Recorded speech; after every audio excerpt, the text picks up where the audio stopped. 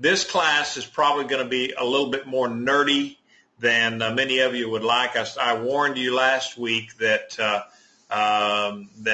me and Ray and maybe Alan Sumi would go for this, because we're going to be talking about the boards and how they're all put together and stuff. And some people might think it's a little nerdy, and then others they think it's okay. So we'll see how it goes. We're going to start out because there may be some on the telephones that I don't know about, so they don't have the slides in front of them. Exodus 26:15 through 21 says, "You are to make the framework of boards for the tabernacle from acacia wood, standing upright. The length of each board is to be 10 cubits by 1.5 cubits wide. There are to be 2 supports in each board, joined one to another. Do this for all the boards of the tabernacle. You are to make 20 boards for the south side of the tabernacle, and 40 silver bases underneath the 20 boards. 2 bases go underneath one board for its support, and 2 bases under another board for its supports.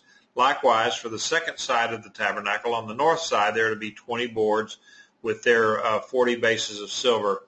2 bases go under one board and 2 bases under the next board." Okay, I'm reading out of the Tree of Life version, of course. And so each board that we're talking about here is 27 inches by 180 inches, or 15 feet tall. So that is a big plank.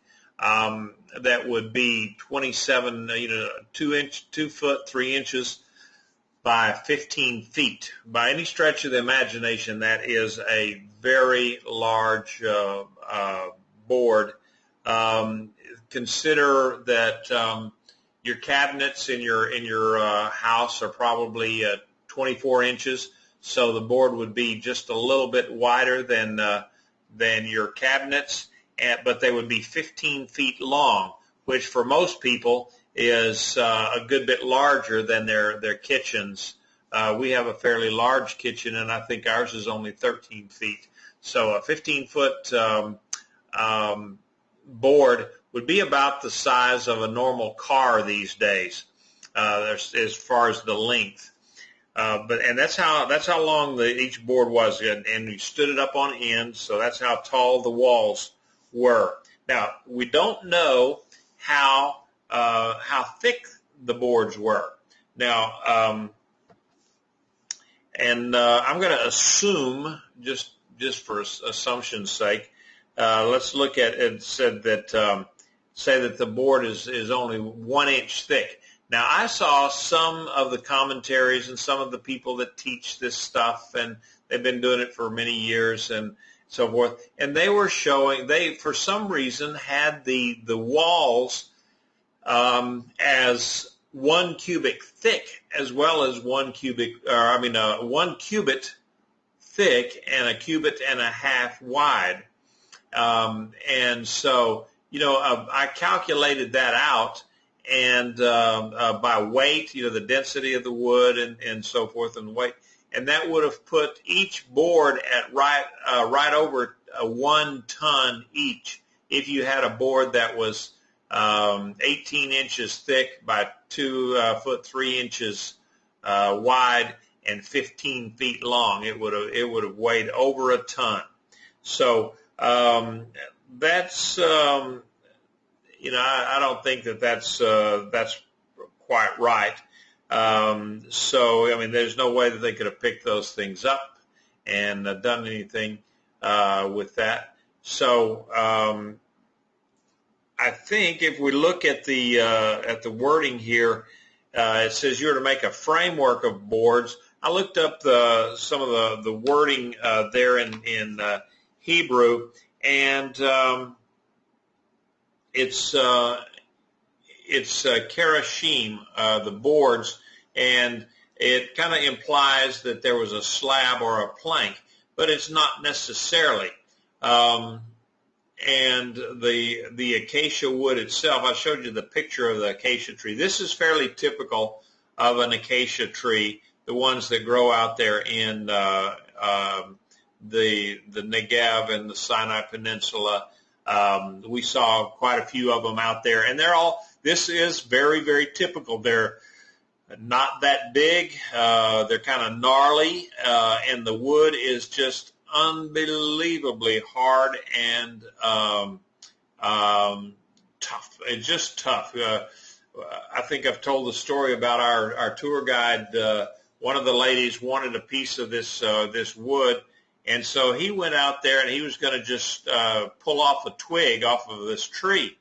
So he went out there and he tried pulling it off. It would not come off. He could not break a twig off. So he came back and said, well, I can't get it off. It just won't come off. And I handed him my handy-dandy Gerber all-in-one Boy Scout knife there, or whatever, multi-tool that has a little saw blade on it. And the look that he gave me, oh, my. So he went back out there, and after a good bit of sawing, he came back with a little bitty twig for kind of a switch-looking thing for one of our tour mates. And it was unbelievable how tough this stuff was. But, you figure if it grows in the desert like this, that it's got to be tough. But I did some calculations, and if we do the dimensions of this calculates out to 33 3/4 board feet. Now, board foot is 12 inches by 12 inches by 1 inch thick. That's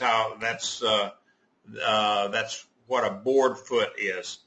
And so if you multiply that times 38 pounds per cubic foot,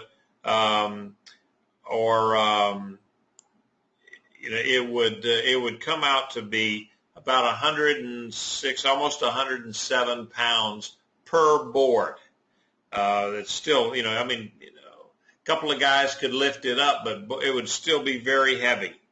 So anyway, this acacia wood was very, very tough, and I don't think that it would have been in a plank.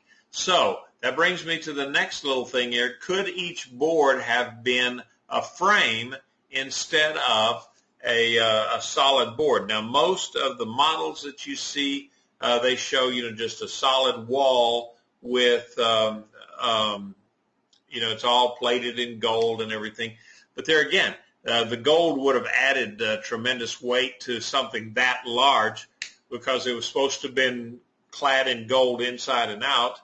And so I have, after looking at this and studying it and going back and rereading it and trying every which way I could to disprove the idea that it could be a frame, I've kind of come to the conclusion, or at least I would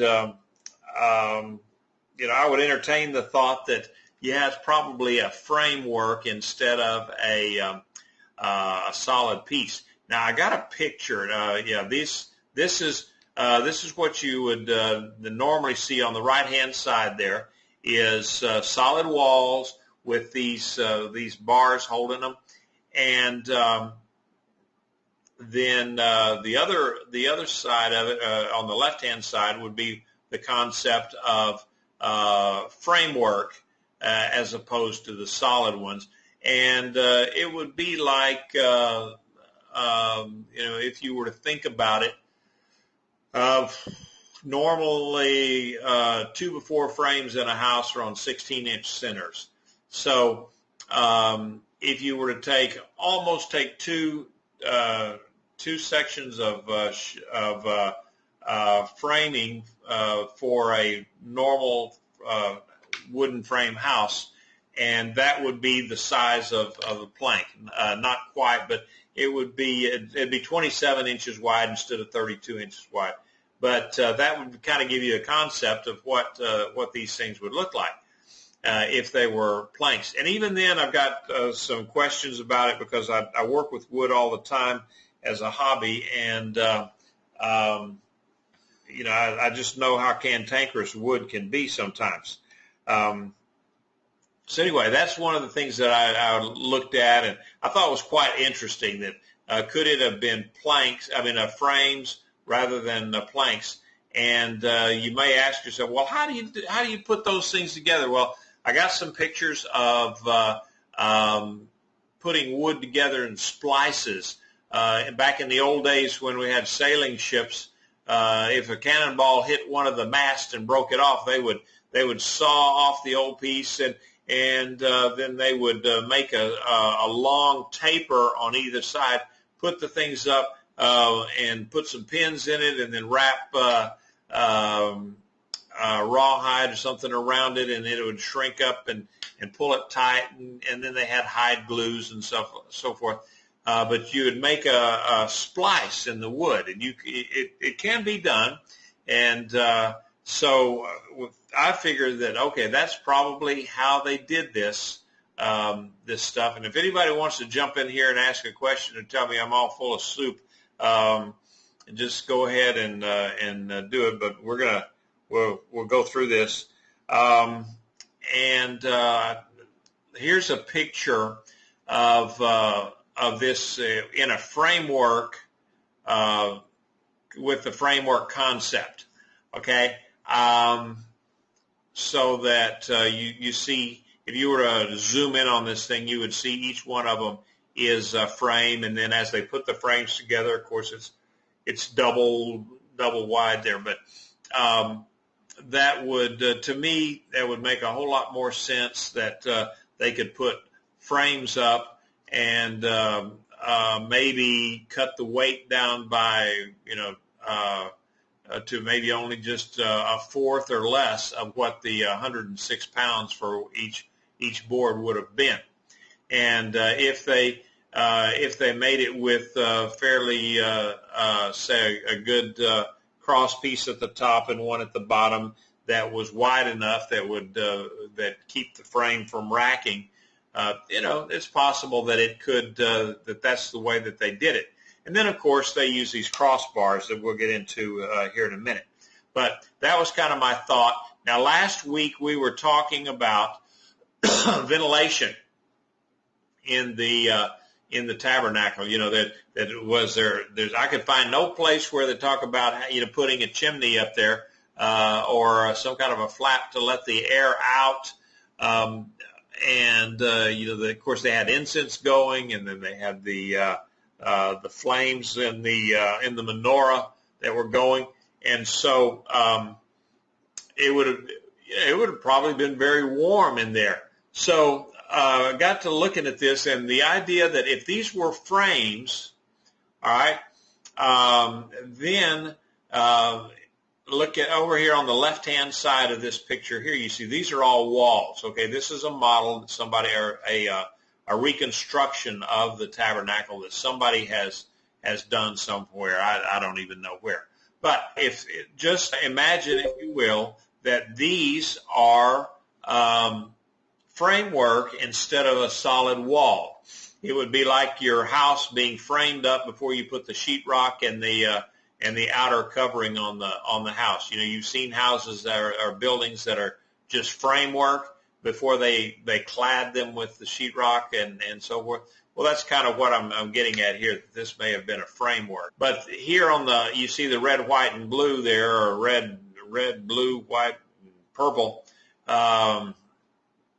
That would have been that fine linen first covering of the tabernacle itself. And you remember that it did not go all the way down to the ground. It was 18 inches higher than the ground. And so that is kind of reflected here. You can see over here, this is much shorter. This black covering here would have been the woven goat hair covering, which was a normal tent material back in those days. And so this would have flopped down here to about 18 inches, so that you'd have 18 inches of coverings. They would have been out and allowed air to flow through. Kind of conflicted on that, but then what about the Holy of Holies? Would that meant that the Holy of Holies was also open at the bottom there so that somebody could actually look and see. Yeah, there's the Ark of the Covenant underneath there, and yeah, I see bowls of manna, and I see Aaron's rod there on the side of it, and okay, I see all that stuff. Could they have seen that? I don't know. It's just a thought that I've been coming up with this week while I was studying on this thing.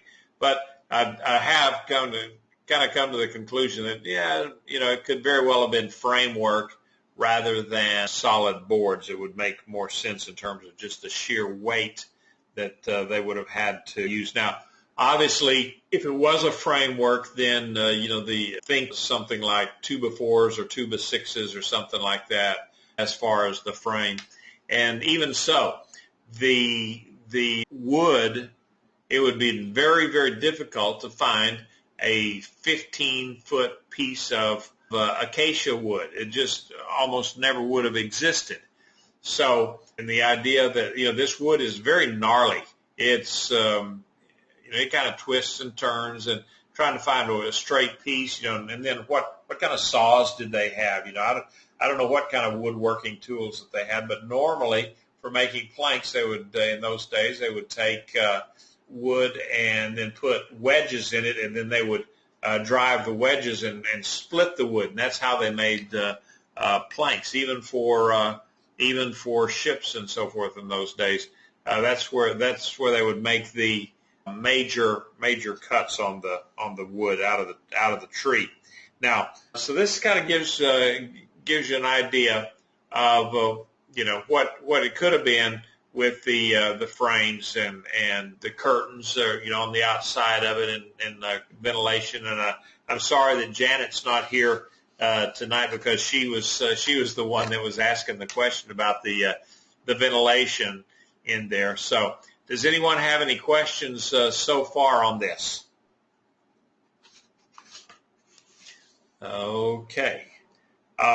So now, before we go on, I do want to give this little caveat that I've given throughout the entire study of the tabernacle, that some of the symbolism here I cannot take and bring it back to a biblical reference that says, oh yeah, this color here symbolizes X, Y, Z, and this piece of equipment here, that's a symbol of X, Y, Z, and the material, the wood, and so forth. Because we've talked about how that the wood of the Ark of the Covenant was representing the humanity of Yeshua, and then the gold on the inside and the outside was his deity, and so forth. Again, on this, some of the stuff that I'm going to bring out tonight, I cannot find a biblical reference to it that would nail it down and tell you what the symbolism is. But there's quite a few people that are agreeing on the same thing as to what this some of the symbolism is. So anyway, the big consensus with most of the commentators that talk about the Bible, or about the tabernacle, and what their theory of things is that the boards represent the whole board structure around that make up the tabernacle.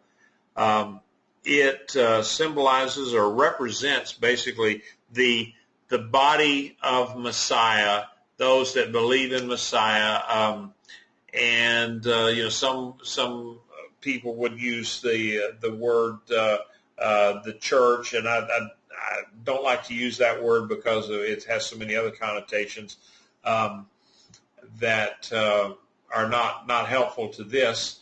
And we could use the word ecclesia, which is the Greek term for a gathering or an assembly, Hebrew word kahila.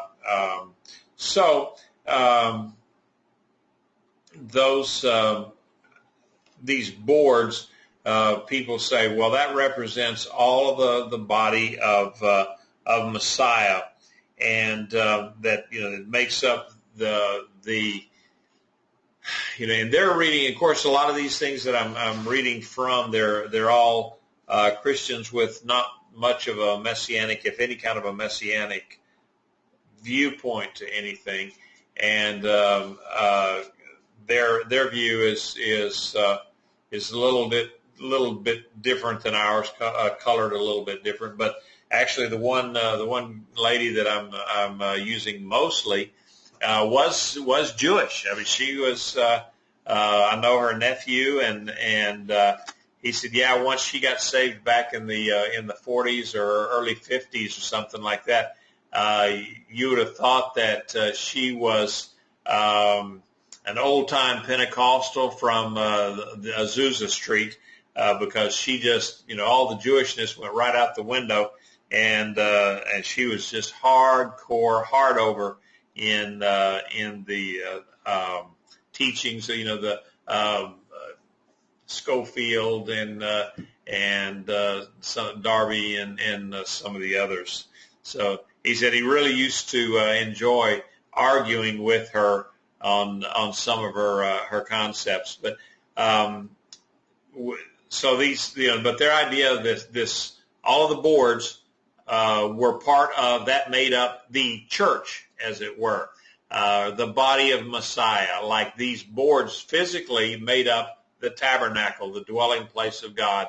Then these boards symbolizing the believers in Yeshua, making up the body of Messiah, the bride of Messiah. Then,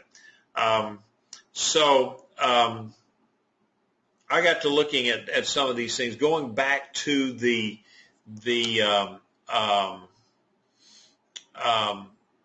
idea of this wood, the boards and the frame. Of course, that's goes back to what we talked about in the Ark of the Covenant and the showbread, the table of presentation, the table of the presence. That the wood represented humanity, or our humanity, or Yeshua's humanity, and a lot of these commentators, the same material, they'll use the same material for a different reference. Like in the Ark of the Covenant, the wood was the humanity of Yeshua. Well, and now on the boards just say, well, the wood represents the humanity of man. And well, what's the difference? I couldn't come up with what the difference was, other than it matched their follow-on symbolism. And so we talk about all of the boards together in this framework made up the tabernacle, as we make up the body. And then the gold covering portrays us and our status as a child of the King, as someone that our humanity, as rough and tumble as it is, once we are saved, we are part of the Commonwealth of Israel. We're also we're King's kids, as it were, and so that kind of makes us. It cleans us up a good bit, and we don't see all the rough spots. And that gets me into some of the more nerdy things on this board. Let's look at, I've said that these boards, you couldn't have a great big, one big old slab. Number one, if you had a 1-inch slab and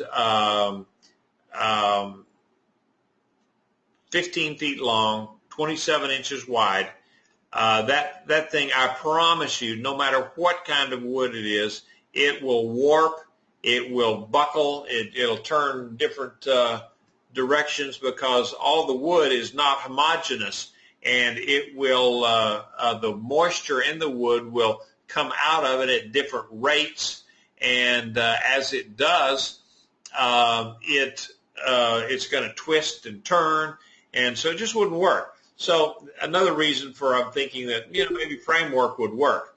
And so even so, now where are you going to get a 15-foot piece of wood in an acacia tree?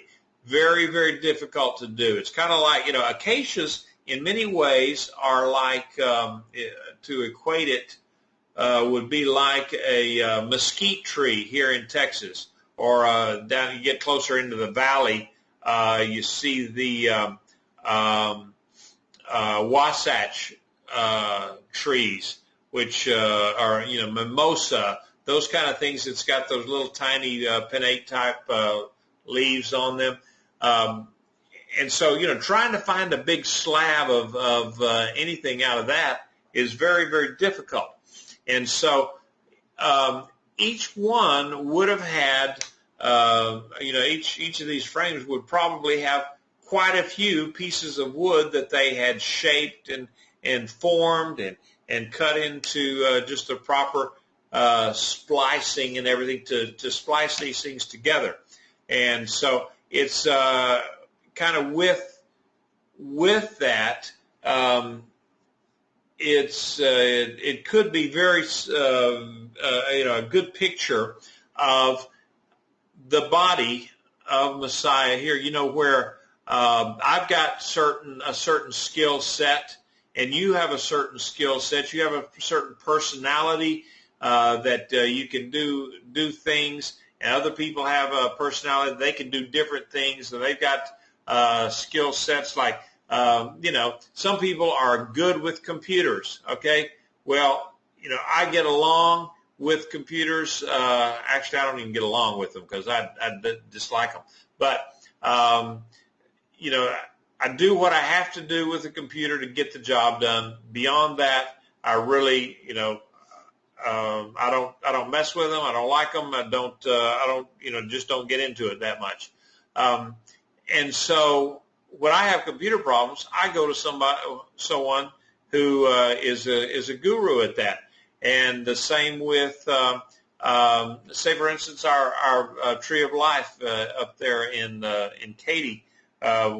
We're making up some banners and things like that. Well, if you had to rely on me with a sewing machine and making up banners, I don't think you would be pleased with the results. But we have a lady that is working on making up our Tree of Life symbol and putting that on a banner, and it's going to be great because I know what kind of work she does. She does a great job in embroidery and in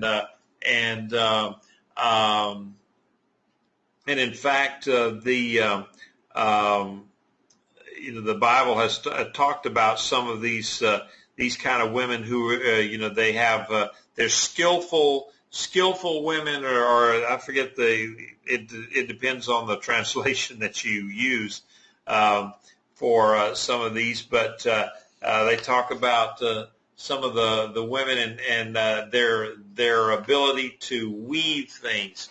So these boards, each board was different. Each stick of wood was different. And you remember, I never realized it until started studying for this, that the boards that came, some of the boards that they used for the temple or the tabernacle were, actually they had carried them with them. The men had carried these boards with them out of Egypt.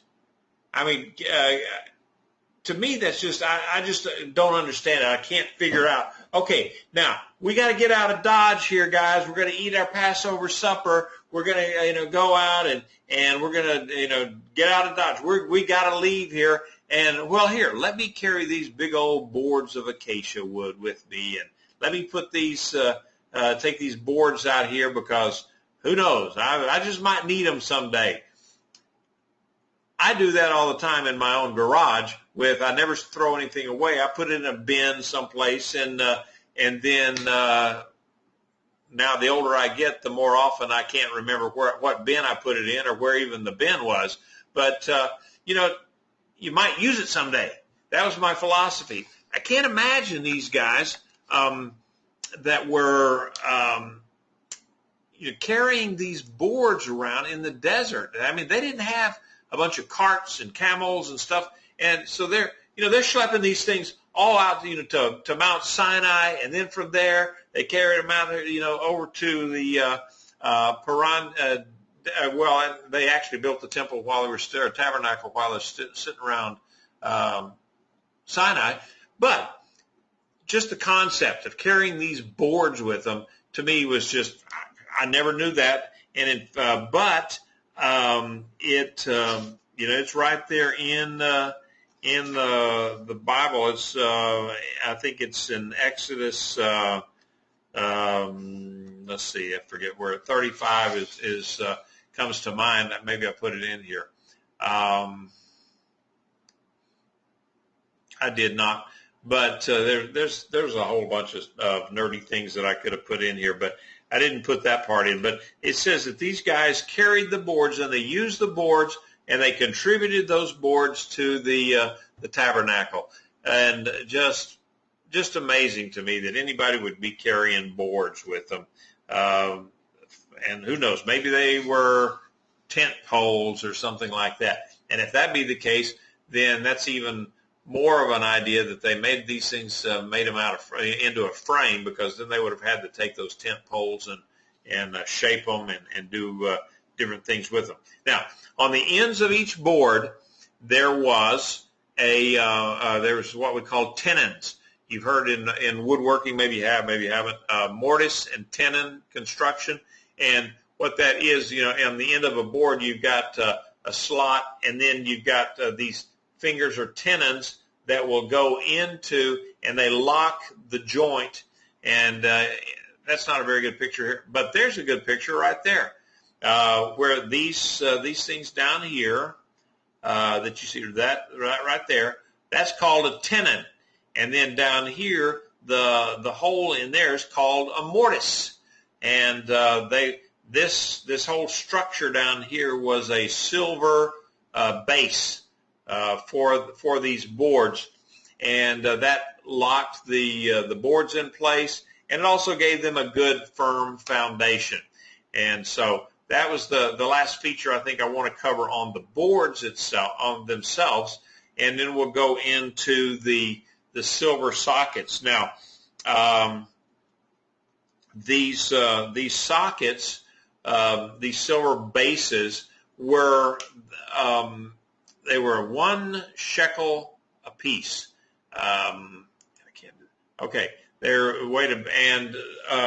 They weighed, or not 1 shekel, 1 talent. They were 1 talent a piece, and depending on how you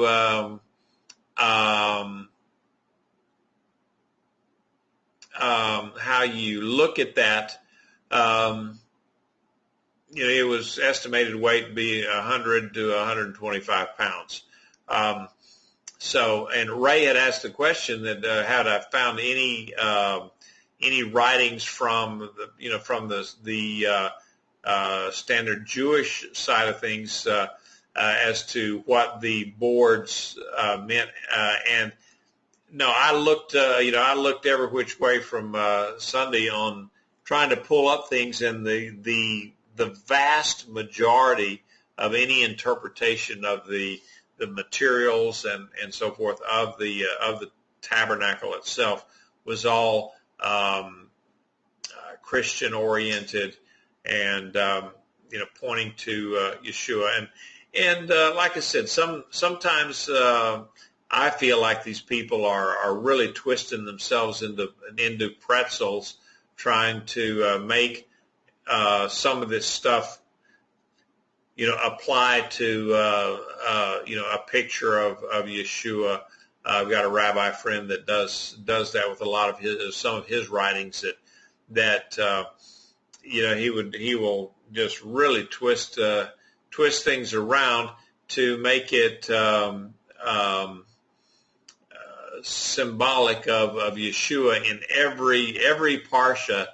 He's got that. So each of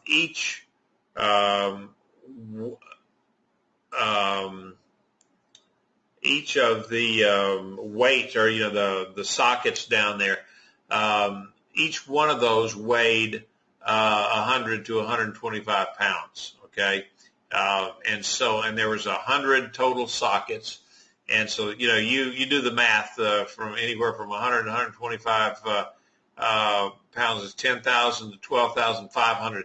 That is an awful lot of silver. And yes, that is a lot of silver, and silver is a picture of redemption. We always have, as far as silver, when the firstborn was redeemed,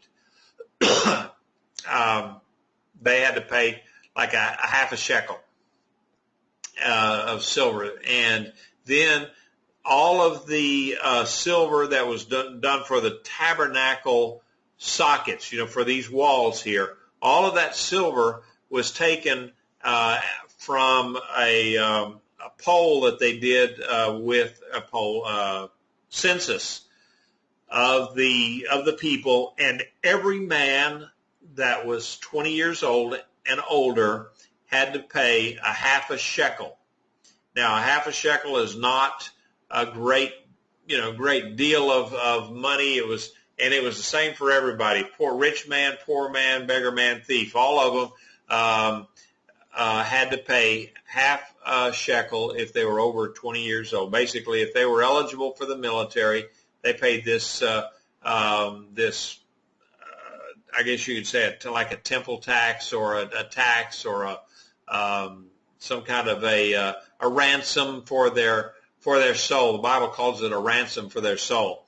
And then it does in Exodus later on in, I think, chapter 36 or something, that they do talk about how much silver total was brought in, and they brought in the amount of silver that they brought in was exactly the amount of silver that they needed for all of these foundations.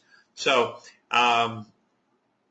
you get the symbolism here. If the boards are the body of Yeshua, the individuals like you and me that were all put together in a framework, if we're all put in some kind of a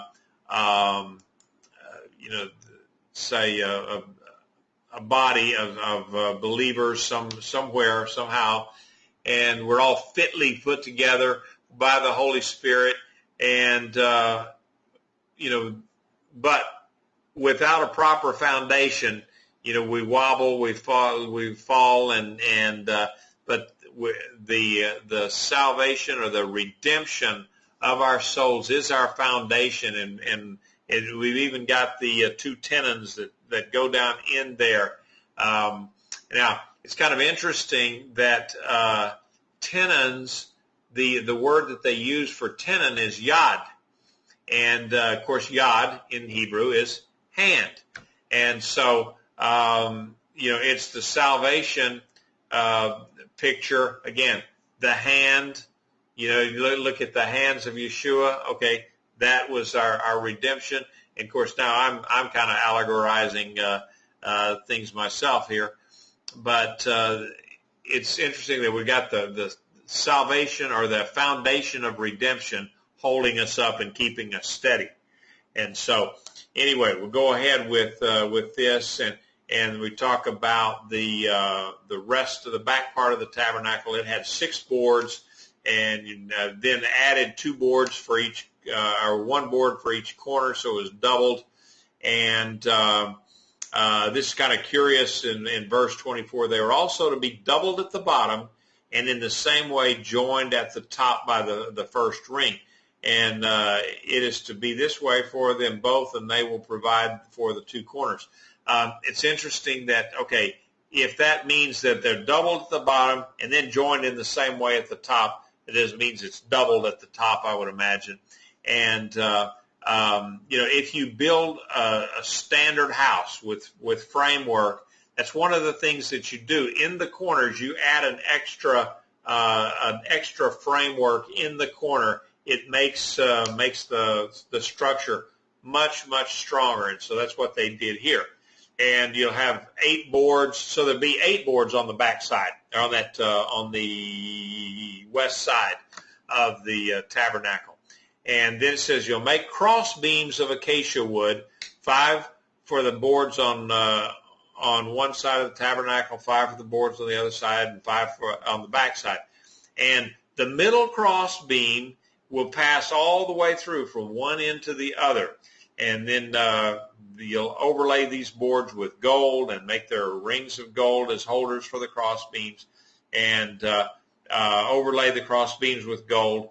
And it says, "You are to raise up the tabernacle according to the plan which you were shown on the mountain." So Moses had seen this plan up on the mountain, and so he knew what direction he needed to go with that. Maybe he even drew it up. He saw the plans, and being educated in Egypt, they were great builders. So Moses, in my mind, he had an engineering background, because he was educated in Pharaoh's home, and they would have brought him up as an engineer, as an architect, as a builder, which is that's kind of what they did back in those days. They weren't Egyptians were not big into philosophy like the Greeks were later on.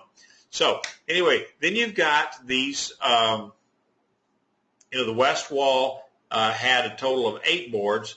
Now, it's interesting. 8 is the number for resurrection or renewal, or basically being born again, and that is the back wall of the Holy of Holies. Now, and the regular walls, they had 5 crossbars, and because remember that one of them went all the way front to back, and that would have been what do we say, 45 feet, 45 feet long for the tabernacle. One board 45 feet long, or one crossbar 45 feet long. It's not going to happen to get that out of a tree that only grows, a third of that length or a third of that height. So it would have been spliced together and made into a crossbar, one long 45-foot crossbar, and then that's the only one. They said the one in the middle goes all the way across. The other 4 bars that you had, you can only assume that they would only go halfway, so that you end up with two half bars at the top, one full bar in the middle, and then 2 half bars down at the bottom that hold this framework together. And 5 in Bible, the numerology and how they use that. 5 is the number of God's grace, and so here we are. We're put into the foundation of redemption, and we're standing up tall, because that's what the Bible says. You put these things and you stand them up straight, and then we're held together, and we're embraced by what? God's grace. So that's a pretty good picture of how we are, who we are today. And I'd mentioned this. The number 8 represents the new beginning, new order, new creation, and basically man being born again. He's resurrected from the dead and into eternal life. And it's there's more 8 numbers in the Bible. Of course, that in the Old Testament Passover lamb, Yeshua was selected as the lamb to take away the sins of man's sins on the Hebrew day of Nisan 10th.